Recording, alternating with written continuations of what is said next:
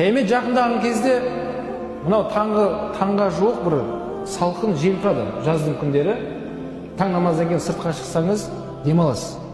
Әдемі бір адамға жағымды жел соғып тұрады. Таңға жоқ. Сондай адамға жағымды жел тұрады дейді. Сөйтіп момын мұсылмандардың жаны солмен үзіледі дейді. Сол желмен кетеді екен. Қиямет жақындаған кезде. Сол кезде Алла Субхана ва Тағаланың шариғатын қатты мән бермей жүрген кісілер, Алланың шариғатын төмен санап жүрген адамдар айтады екен: мыналарға не болды? Мына арамызда жүрген осы пәленше деген көршім, туысым өліп қалды бүгін. Деп момындарды олар сөз қылады дейді. Мыналарға не көрінді? Біз тірі қалып кеттік. Мыналарда бірдеңе болды ғой деп олар сөз қылады дейді. Қияметтің белгілері сол кезде басталады. Қияметте өте азап болады. Тіпті Құран кәрімде Алла айтады: баласын емізіп отқан ана дейді, баласын тастап кетіп қалады дейді. Осы аяттың тәпсірінде ғұламалар айтады: неге осы сәтті бізге келтірді десе, ана мен баланың арасындағы мейірімді оны жеткізу мүмкін емес айтуға дейді. Ең үлкен мейірім анасы баласын емізіп отқан сәт екен.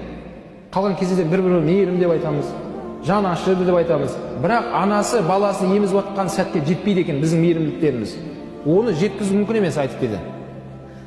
Сол баласын емізіп отқан анасының өзі баласын тастап кетіп қалады деді. Бүгінгі күнге не болды деп. Бала шыңғырып жылап жатыр, қарамайды дейді оған. Адамдар мас адамдар секілді теңселіп көшеге шығады бәрі дейді. Бірақ олар мас емес дейді. Ол қияметтің күннің ауырлығынан сондай болды. Бесікте жатқан баланың шашы ағарып кетеді дейді. Не үшін десе, қияметтің ауырлығынан. Сол кезде жер сілкініс, аспан жарылу, жұлдыздар ағу, қияметтің белгілері басталады. Ол азаптарды Алланың сүймеген құлдары ғана көреді екен. Алланың сүйікті құлдары жұма намазға келіп, мезгіл намазын үзбей оқып жүрген адамдар иншалла көрмейді. Өйткені жаңа сөздің басында айтылғандай, ол адамдарды сол күнді көрсетпей Алла Тағала жанын алып қояды екен. Ондай ауыр күнді көретіндер Алланың сүймеген құлдары. Аллаға қарсы келген қауымдарға осы өмірде де азап оларға, келесі өмірден Алла кешірсін бәрімізді.